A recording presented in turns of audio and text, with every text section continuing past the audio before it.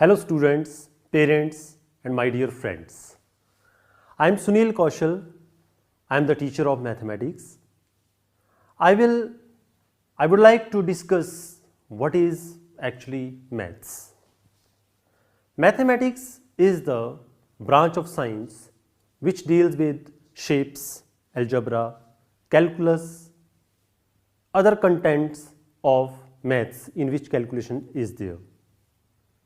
In general, daily life, we go through many things in which there is use of calculations, there is use of algebra.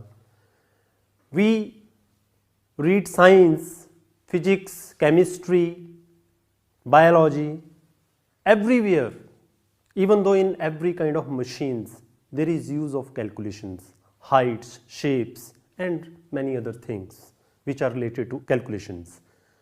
What is this? This is mathematics.